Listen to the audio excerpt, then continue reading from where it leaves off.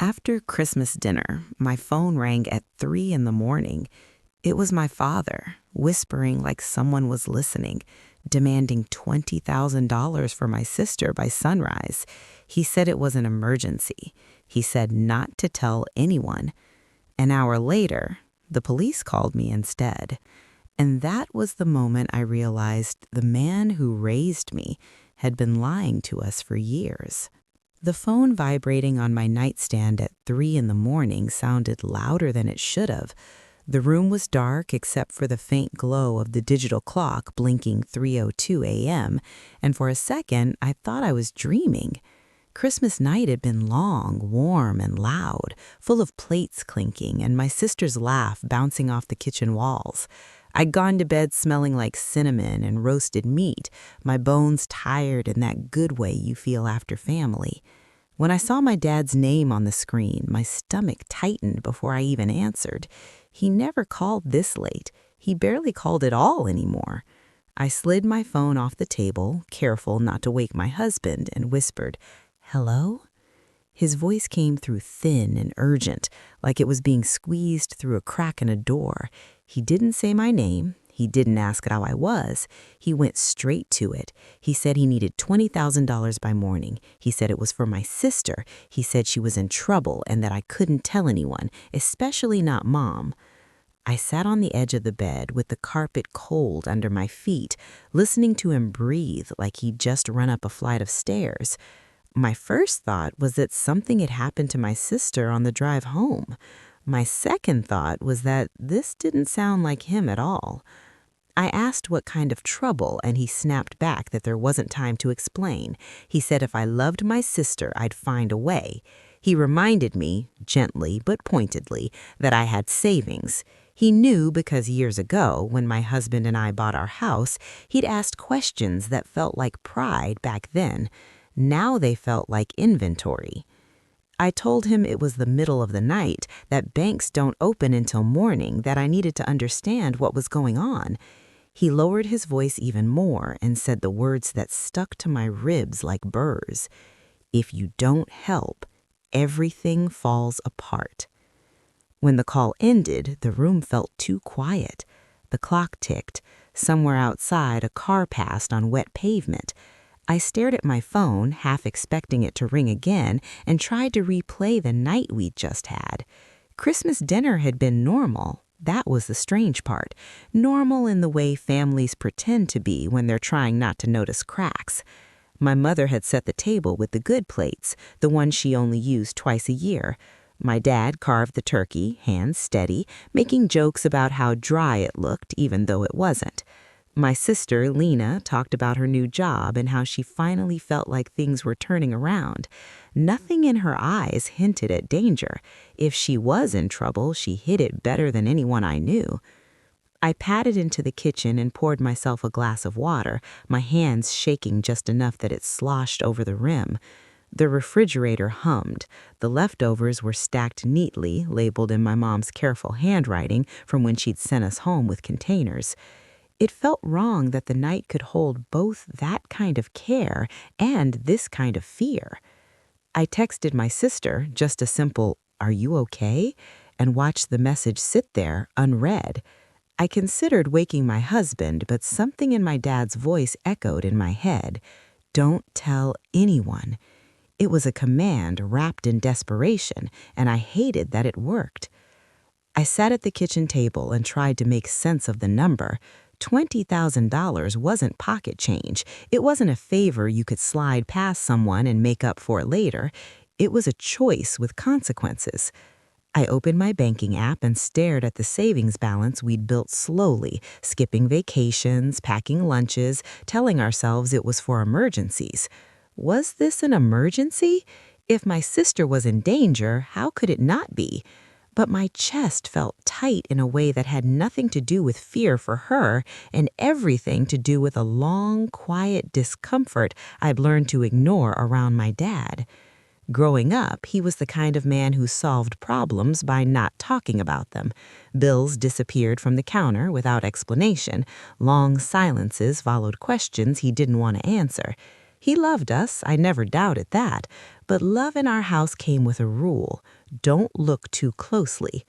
When he'd asked about my finances years ago, I told myself it was normal. Parents worry, parents are curious. Now at that table, I wondered how much he remembered. My phone buzzed again and my heart jumped, but it wasn't my sister. It was a missed call notification from an unknown number, followed by nothing. I stared at it, then at the dark window, my reflection pale and older than I felt.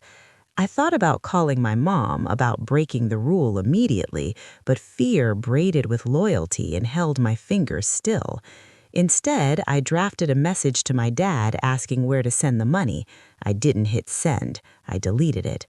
I wrote another asking if Lena knew. I deleted that too. When my sister finally texted back, it was close to 4. She wrote, "I'm asleep. What's up?" Relief washed over me so fast it made me dizzy, followed by a cold spike of something sharper. If she was asleep, then what trouble was my dad talking about?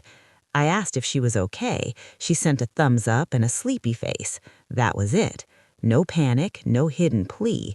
I sat there until the sky outside lightened just a shade, my thoughts looping, the clock ticking louder with every minute. At 4:17 a.m., my phone rang again. This time, it wasn't my dad. The voice on the other end was calm and professional, the kind that doesn't rush because it doesn't need to. He said he was calling from the police department. He asked if I was related to my father by name. My mouth went dry. I said yes. He said there had been an incident earlier that night and that they were trying to reach family members. He didn't give details yet. He asked if I was safe where I was.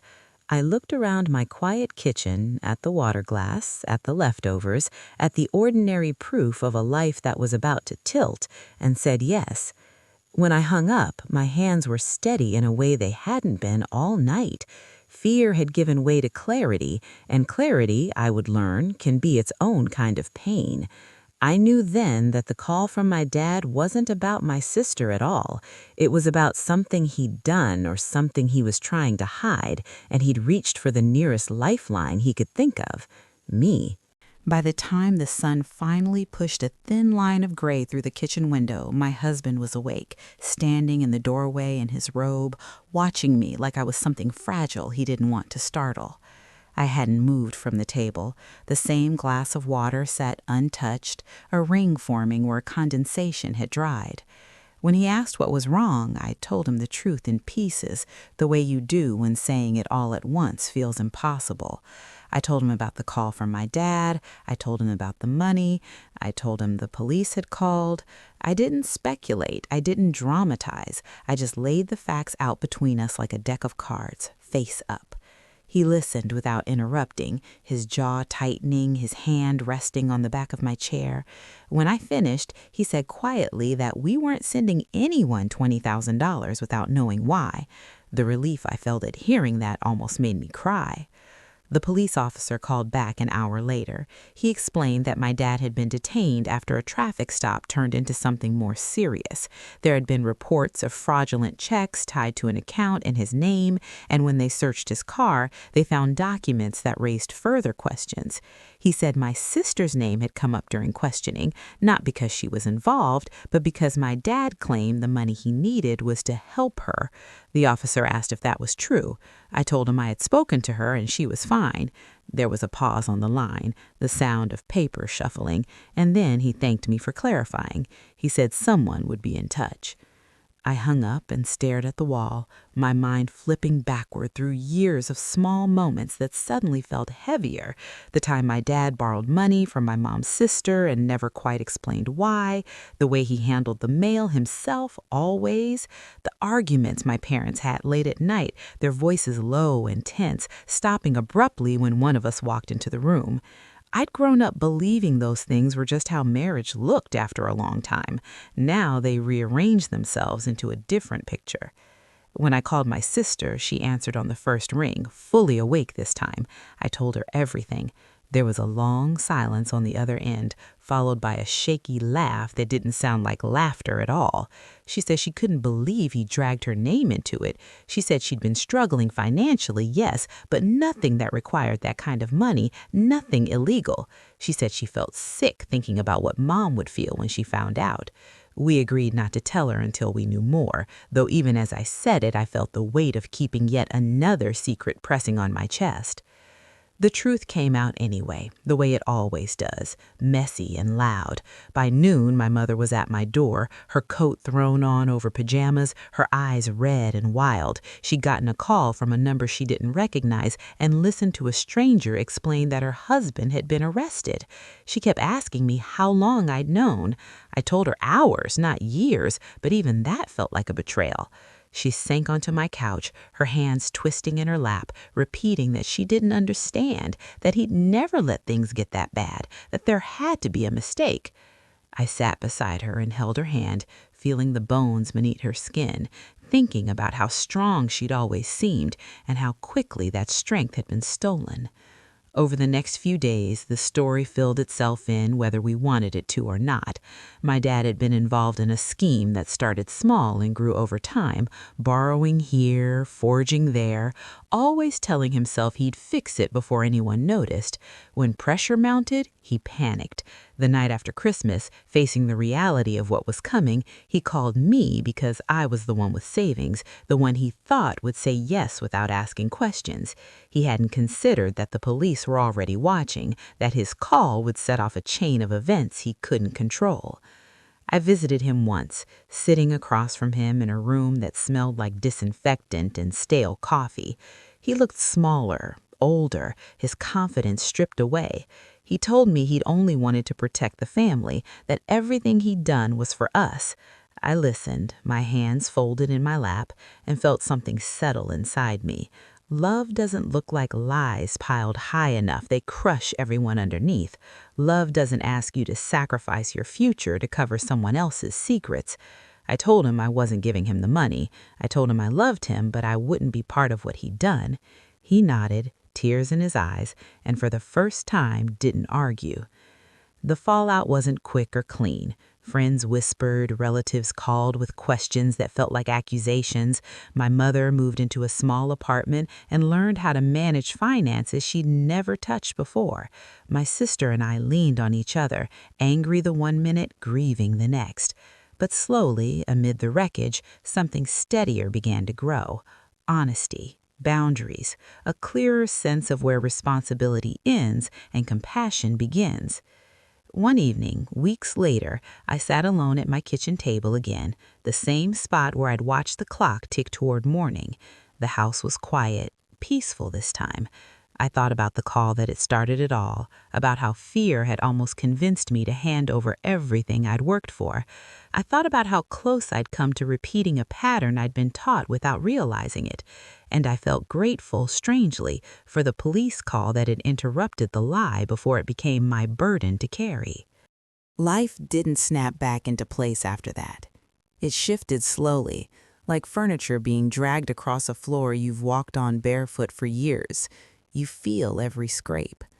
My mother stopped calling my dad by his name and started calling him your father, as if creating distance with language might protect her from the ache that settled into her bones. She brought over boxes of paperwork she didn't understand, bank statements and letters stamped with words like inquiry and notice, and we spread them across my dining table the way we used to spread out wrapping paper on Christmas Eve, only this time there was no laughter, just the sound of pages turning and the occasional hitch in her breath. I learned things about their marriage I'd never known, not because she wanted to tell me, but because secrets leak when the structure holding them collapses. She talked about years of feeling like something was off, about asking questions and accepting half answers because pushing harder felt like disrespect. She said she trusted him to be the steward of their life together, and now she wasn't sure how to trust her own judgment again. I listened, nodding, offering tea she barely touched, wishing there were words that could put her back together. There weren't. There was only time and the slow work of rebuilding a sense of safety. My sister struggled in a different way. Anger came first for her, sharp and bright. She was furious that he'd used her name, furious that people looked at her differently once the story made its quiet rounds, furious that she felt guilty even though she'd done nothing wrong. We took long walks together, bundled against the cold, crunching leaves under our boots while she talked herself hoarse. Sometimes she cried, sometimes she swore, sometimes she fell silent and stared at the ground. I stayed beside her through all of it, understanding now that being present doesn't mean fixing anything, it means not walking away. As for me, I carried a complicated knot of emotions I hadn't expected. Relief, yes, that I hadn't sent the money, but also shame for how close I'd come, for how quickly I'd been willing to believe my role was to rescue everyone else. I started noticing how often I'd done that in smaller ways over the years, smoothing over discomfort, writing checks I couldn't afford emotionally even when I could financially.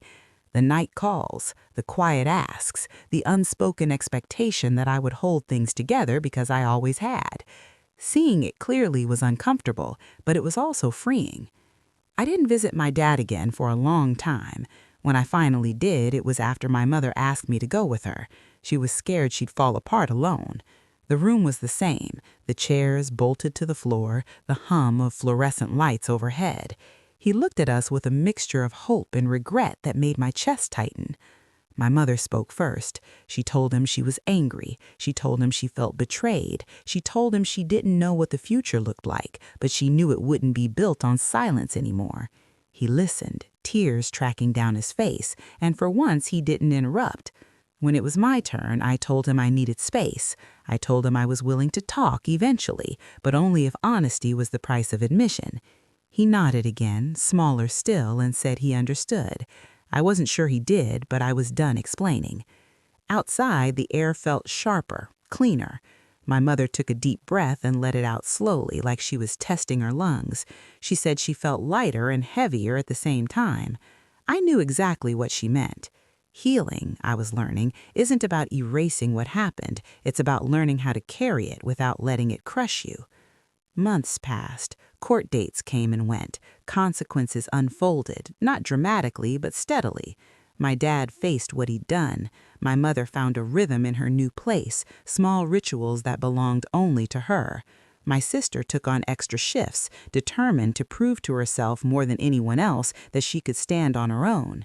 And I made changes too, quieter ones. I set boundaries. I stopped answering calls that made my stomach drop. I talked openly with my husband about money, about fear, about the difference between helping and enabling. The savings account remained intact, but it no longer felt like a measure of my worth. One night, close to a year after that first call, I woke up around 3 a.m. again. The house was silent. I checked the clock and felt a brief flicker of old anxiety before it faded. No phone ringing, no urgent voices, just the steady breathing of my life as it was now.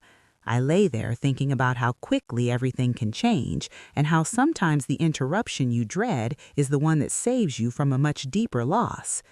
If there's a lesson I carry with me now, it's this. Love doesn't demand secrecy, and loyalty does not require self-erasure. We can care deeply and still say no. We can honor our parents and still refuse to inherit their mistakes. And sometimes the call you never wanted to get is the one that finally tells you the truth. The days became again. Not immediately, of course.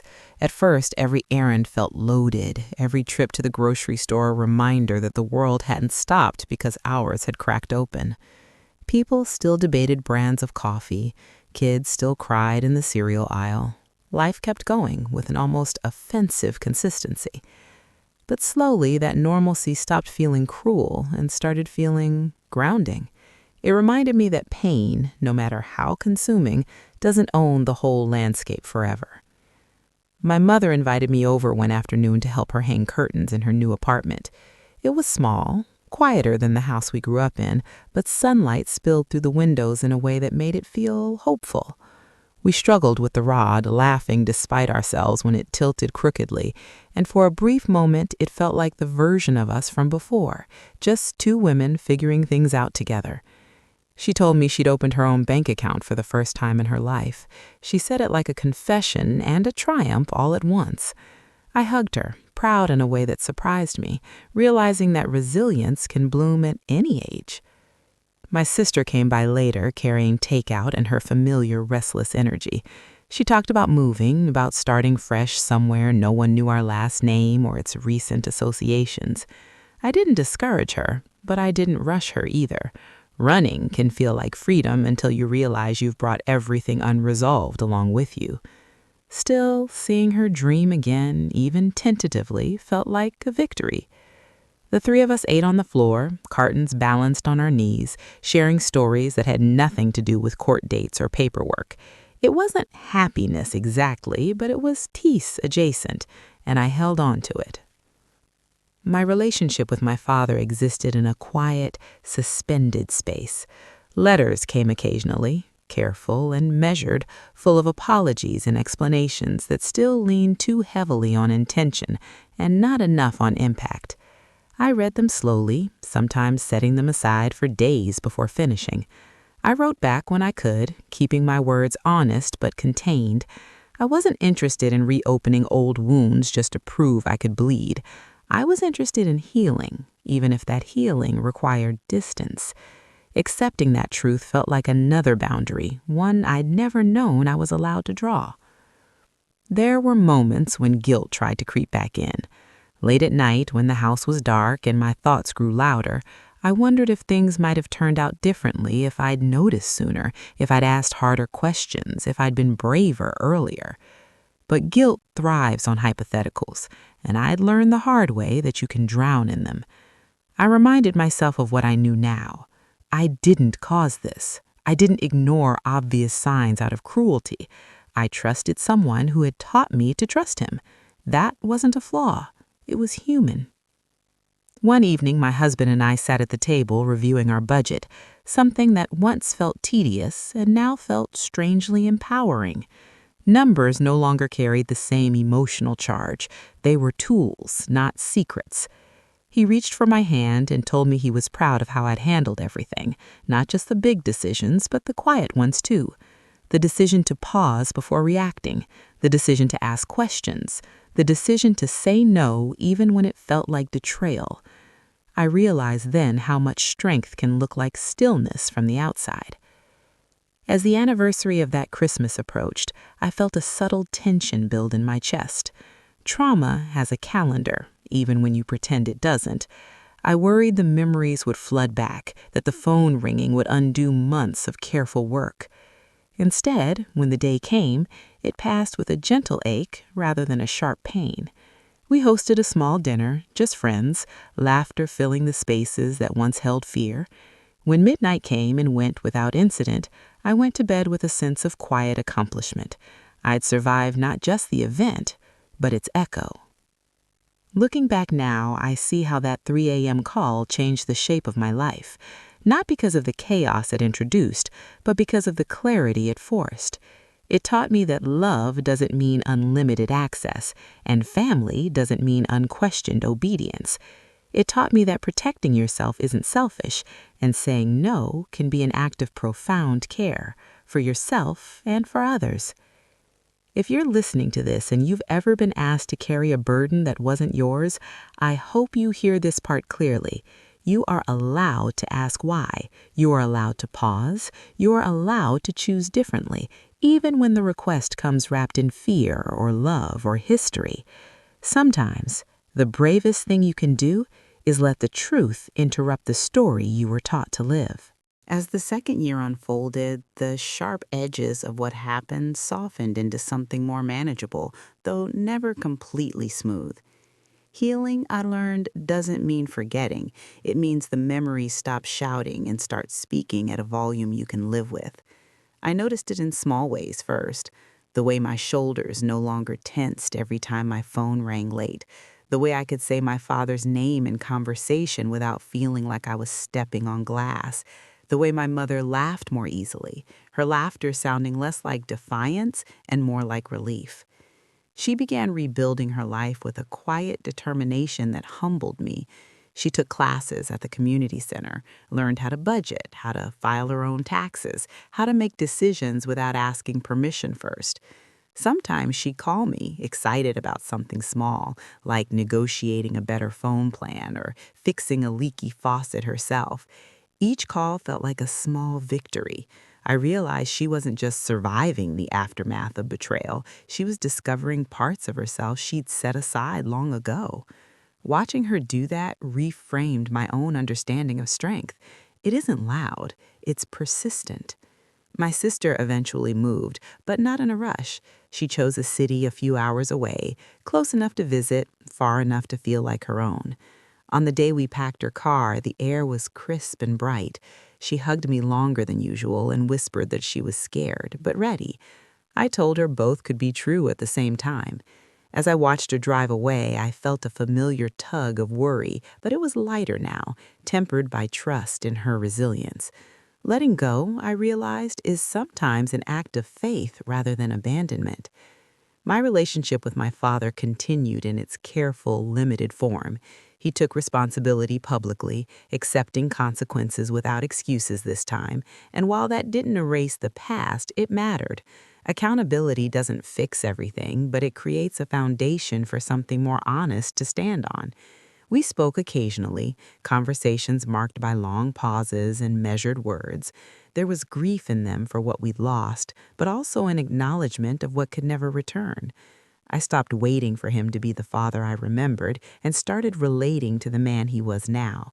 That shift, painful as it was, freed me from a constant undercurrent of disappointment.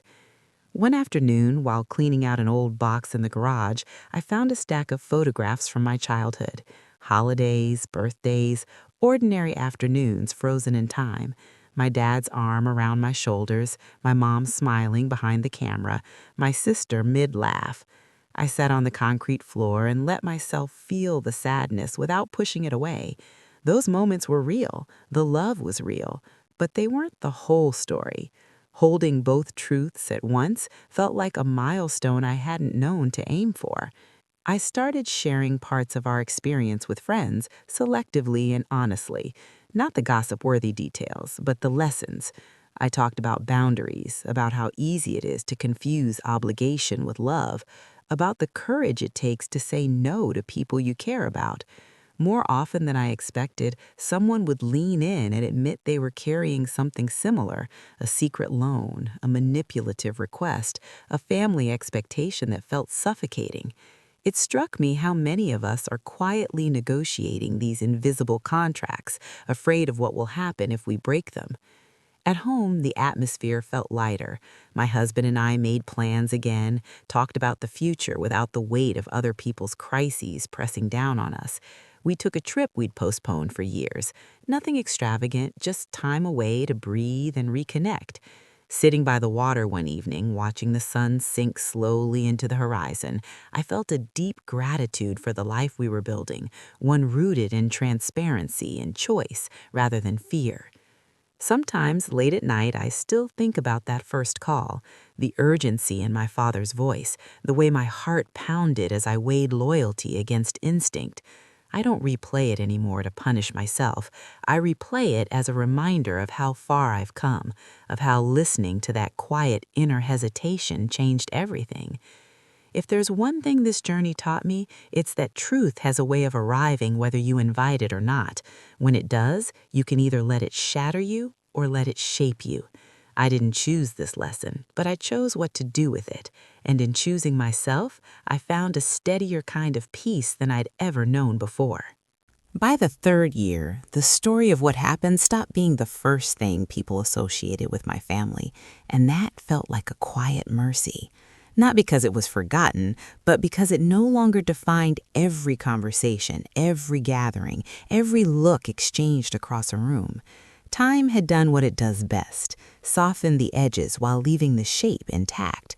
I found myself able to talk about it without my voice tightening, able to answer questions without feeling like I owed anyone an explanation for choices I'd already made peace with. My mother hosted her first holiday dinner in her apartment that winter. The table was smaller, the guest list shorter, but the warmth was real.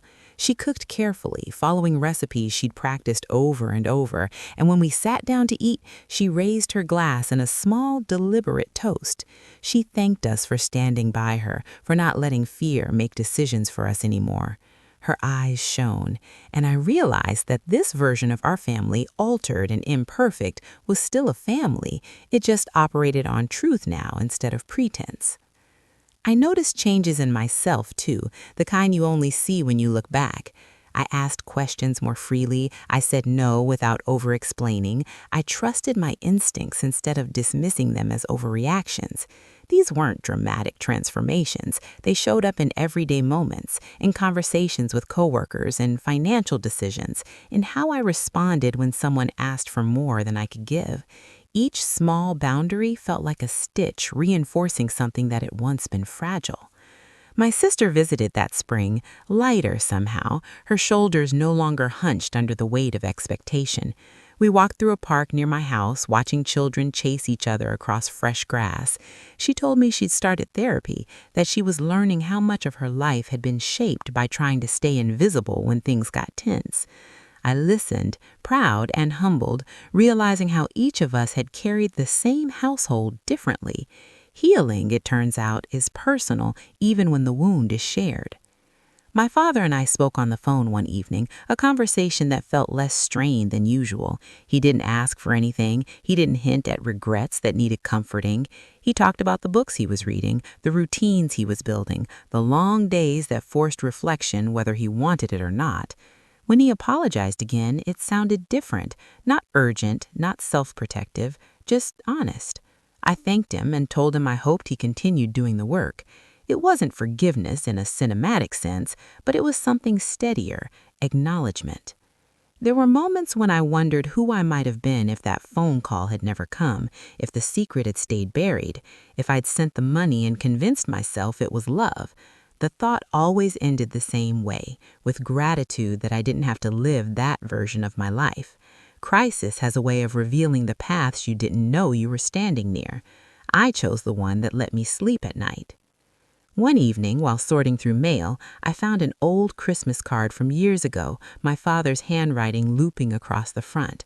I held it for a long moment before placing it back in the box. Memories don't have to be destroyed to lose their power over you. They can simply be acknowledged for what they are, pieces of a larger, more complicated truth. As I shared this story with more people, I noticed a pattern. Almost everyone had a version of it, a late-night call, a whispered request, a family secret that asked too much. Many of them were still standing at the edge of that decision, unsure which way to step. I didn't give advice unless asked. I just told them what I'd learned, that love doesn't require you to abandon yourself, and that clarity often comes disguised as discomfort. Now, when my phone rings at 3 in the morning, it no longer fills me with dread. It's just a sound, a reminder how far I've come from the night when it meant everything was about to fall apart. What fell apart, I understand now, was the illusion. What remained was something more durable, truth, boundaries, and the quiet strength that grows when you stop carrying what was never yours to begin with. There's a moment that arrives after long upheaval, when you realize you're no longer bracing for impact. I didn't notice it at first. It showed up subtly in the way my mornings felt unhurried again, and how I could drink my coffee without my thoughts racing ahead to worst-case scenarios. The nervous system, once trained to expect crisis, had finally begun to stand down. I wasn't on alert anymore. I was living. That summer, my husband and I hosted a small gathering in our backyard. Nothing fancy, just mismatched chairs, soft music drifting from a speaker, the smell of food cooking slowly on the grill. Friends laughed, told stories, argued playfully about trivial things. At one point, I stepped inside to refill a bowl and caught my reflection in the kitchen window. I looked settled, not untouched by pain, but shaped by it in a way that felt solid instead of sharp. I realized I trusted my life again. My mother started dating, cautiously at first, almost apologetically, as if she needed permission to move forward. She told me about it in the same tone she once used to confess she'd bought something expensive. I smiled and told her she didn't owe anyone stillness. Watching her rediscover companionship reminded me how betrayal can freeze a person in time if they let it. She was choosing motion instead. It wasn't about replacing what she lost. It was about reclaiming the years she still had. My sister called one evening, excited and nervous, to tell me she'd been offered a promotion. She laughed through the entire story, disbelief mixing with pride. As she talked, I thought about the girl she used to be, quiet in conflict, shrinking when voices rose, and how far she'd traveled emotionally. She hadn't escaped our family history, she'd metabolized it. That difference mattered. There were still complicated days, anniversaries that stirred old feelings, news articles that echoed too closely to our past. Occasionally, a letter from my father that reopened questions without clear answers. But those moments no longer knocked the wind out of me. I could hold discomfort without letting it dominate the room. I'd learned that emotional strength isn't about being unaffected. It's about being able to stay present when things feel uneasy. One night, I sat alone on the porch after everyone else had gone to bed. The air was warm, thick with the sound of insects. I thought about the version of myself who answered that phone call years ago. Tired, trusting, instinctively ready to sacrifice. I felt tenderness for her instead of judgment. She did the best she could with what she knew, and when new information arrived, she adjusted. That's growth, even when it hurts. I used to believe family loyalty meant absorbing whatever came your way without complaint. Now I understand it differently. Loyalty can mean telling the truth even when it disrupts comfort. It can mean refusing to participate in harm. It can mean loving someone without protecting their lies. This reframing didn't make me colder, it made me clearer. As I've shared this story, people often ask if I regret anything. The answer surprises them. I don't regret refusing the money. I don't regret involving the truth. I don't even regret the pain because it led to honesty where there had been none. What I regret is how long I believed silence was the same thing as peace. If you're listening and you're standing in that moment right now, the late call, the impossible ask, the weight of family pressing against your better judgment, I want you to hear this clearly. You are not required to set yourself on fire to keep someone else warm. You are allowed to choose clarity over chaos, even when the choice feels lonely at first. The night they began with fear ended with truth. And everything that came after, every hard conversation, every boundary, every step toward healing, grew from that single refusal to participate in a lie. There's a quiet confidence that comes from knowing you can survive something that once terrified you. It doesn't announce itself. It doesn't show up as bravado or certainty. It settles in gently, like a deep breath you didn't realize you were holding. I felt it most clearly the first time someone in my extended family hinted, carefully, almost politely, that maybe things could have been handled more privately. The old version of me would have rushed to explain, to justify, to smooth the discomfort. Instead, I nodded once and said, I handled it the way I needed to. The conversation moved on, and so did I. My mother noticed the change before I did. One afternoon, as we folded laundry together, she looked at me and said, almost casually, "You don't carry things the same way anymore." I asked what she meant, and she smiled softly. "You don't shrink," she said. The words landed heavier than she probably intended. I thought about all the times I'd made myself smaller to keep the peace, how natural it had once felt. Letting go of that habit hadn't been a single decision. It had been a series of small refusals to disappear.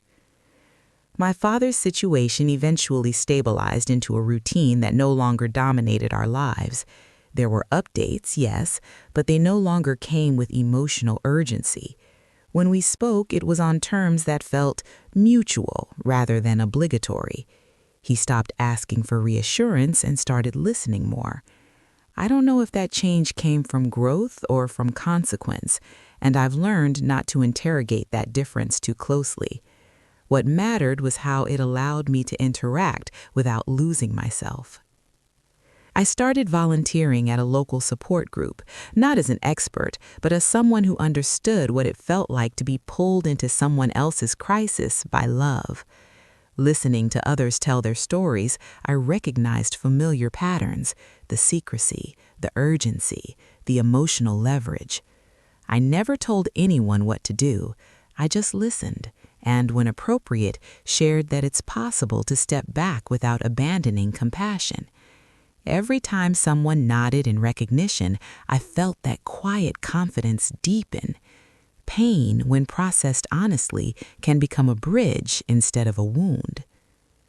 At home, life continued to fill itself with ordinary joys: weekend breakfasts, evening walks, plans made without the underlying fear of being derailed by someone else's emergency.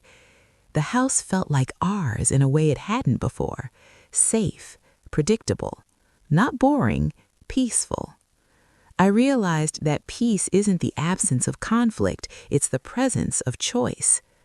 Sometimes late at night, I still think about the chain reaction that began with that call, how close I came to repeating a cycle that had shaped generations before me, how easily love can be confused with obligation when you're taught that saying no is a kind of betrayal. Breaking that pattern didn't just change my life, it altered the emotional inheritance I'd pass on. That knowledge brought a sense of responsibility, but also pride. If there's one image that stays with me, it's not the fear of that night or the chaos that followed. It's the quiet moment afterward, sitting alone at my kitchen table, realizing that the truth had arrived whether I was ready or not, and that I'd survived its arrival. Truth didn't destroy my family, lies almost did. And that's what I carry forward now. Not bitterness, not blame, but a steady understanding that love, rooted in honesty, may cost you comfort in the short term, but it gives you dignity in the long run. By the time another Christmas rolled around, the season no longer felt like a test. The lights went up without hesitation. Music played in the background without triggering a knot in my chest. I noticed how intentional everything felt now, as if we were all choosing what traditions to keep instead of inheriting them blindly. My mother hosted again, confident in her routines, her apartment filled with the kind of warmth that comes from effort rather than expectation. We cooked together, moving easily around each other, no longer tiptoeing around unspoken truths. That night, after dinner, I stepped outside for a moment alone. Snow had started falling lightly, the kind that muffles sound and makes the world feel briefly suspended. I remembered standing in the same cold years earlier, phone pressed to my ear, heart pounding as fear tried to pass itself off as duty. The contrast was striking. Back then, I felt trapped by a choice I didn't know I was allowed to refuse. Now, I felt anchored, grounded in decisions I'd already made and upheld. My sister joined me, wrapping her coat tighter, and we stood quietly watching the snow collect on the railing. She told me she'd started saving, not just money, but energy, choosing carefully where she spent it. She said she no longer felt responsible for everyone's emotional weather. I smiled, recognizing the language of boundaries when I heard it. Sometimes growth sounds like practicality. Sometimes it sounds like relief. Later that evening, my phone buzzed. It was a short message from my father wishing us peace. No requests, no urgency, just a line that felt appropriate in its simplicity. I read it once, then set the phone face down and returned to the living room where laughter rose and fell naturally, unforced. That moment told me everything I needed to know about how far we'd come. In the quiet weeks that followed, I found myself reflecting less on what had been taken from us and more on what had been clarified. Crisis has a way of stripping life down to essentials. It reveals which relationships can withstand honesty and which depend on silence to survive. It shows you who you are when the familiar scripts stop working. I'd learned that my values weren't theoretical. They showed up when it mattered. If you're still listening, maybe you recognize parts of yourself in this story. Maybe you've answered a call like that, or maybe you're dreading one you know is coming. I can't tell you what to do, but I can tell you what I know now. Urgency is often used to bypass consent, and secrecy is rarely a sign of love. You are allowed to slow things down. You are allowed to verify. You are allowed to protect what you've built. I used to think strength meant endurance, holding on no matter the cost. Now I know it also means discernment, knowing when holding on causes more harm than letting go, knowing that saying no doesn't make you disloyal, it makes you honest.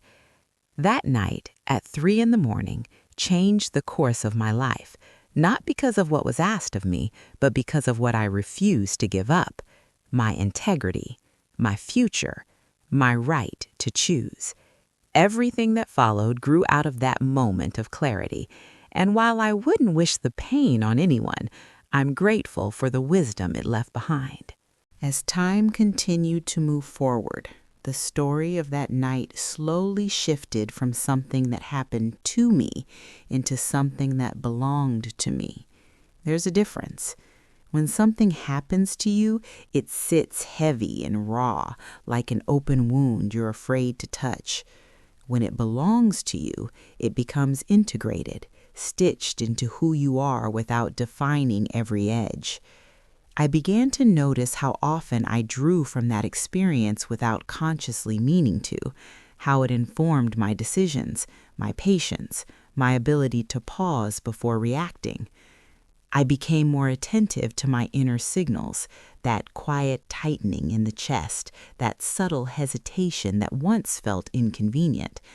I stopped overriding it in the name of being agreeable or dependable.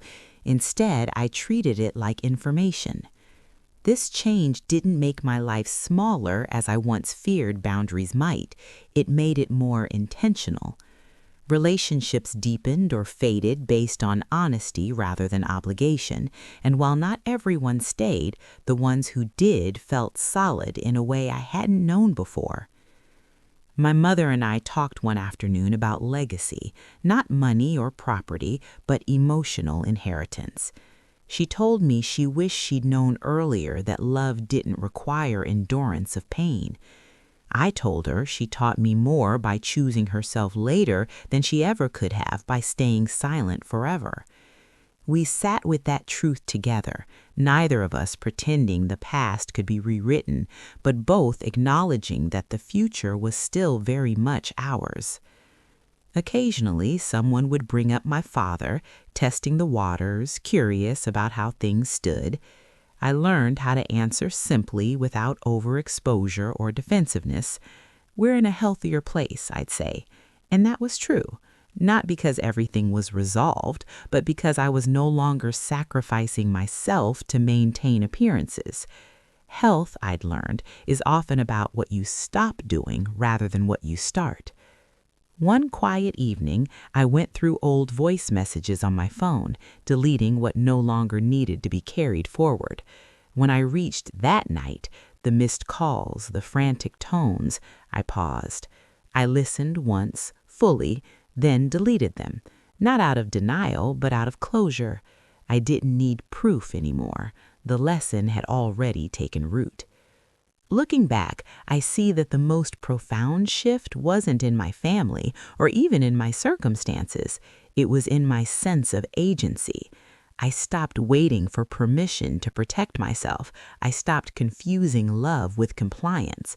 And in doing so, I reclaimed a steadiness that no crisis could easily undo. This story began with fear, but it didn't end there. It moved through grief, anger, clarity, and eventually landed somewhere quieter and stronger. What remained wasn't perfection or certainty, but self-trust. And that, I've learned, is one of the most durable things a person can build. There is a kind of peace that only comes after you've stopped arguing with the truth, not the dramatic kind that announces itself with relief, but the steady kind that settles into your bones and stays. I feel it now in the way I move through the world, less reactive, more anchored. I don't rush to fix what isn't mine to fix. I don't confuse urgency with importance. I don't mistake guilt for responsibility. These aren't rules I recite to myself. They're habits that formed slowly through experience, through consequence, through choosing myself again and again when it would have been easier not to. Sometimes I think about that version of my life that almost happened, the one where I wired the money, where I absorbed the fallout quietly, where I learned too late that love built on secrecy eventually collapses. That life feels distant now, like a road I glanced down but didn't take. I don't feel superior for avoiding it. I feel grateful. Grateful that fear didn't get the final say. Grateful that the truth arrived when it did. Grateful that I listened to the discomfort instead of silencing it. My family is smaller now, not in number, but in illusion, and that has made it stronger. We speak plainly. We allow space. We accept that love doesn't always look like closeness, and distance, when chosen honestly, can be an act of care. My mother lives with confidence she once deferred. My sister lives with intention she once postponed. My father lives with accountability he once avoided. And I live with a clarity I once didn't know I was missing. If you stayed with me through this story, maybe it's because something in it touched a nerve. Maybe you're carrying a secret that isn't yours. Maybe you've been asked to solve a problem you didn't create. Maybe you're standing at the edge of a choice that feels impossible because it involves someone you love. If that's you, I want to leave you with this gentle truth. You are allowed to choose honesty over harmony. You are allowed to protect the life you're building. You are allowed to say no without becoming the villain in someone else's story. That night at 3 a.m. didn't just expose a lie, it exposed a pattern, and breaking that pattern didn't destroy my family, it gave us a chance to become something real. The cost was high, yes, but the return was dignity, self-trust, and a future not shaped by fear. If you take anything from this, let it be this question: what would change in your life if you trusted yourself just a little more than you trust the silence?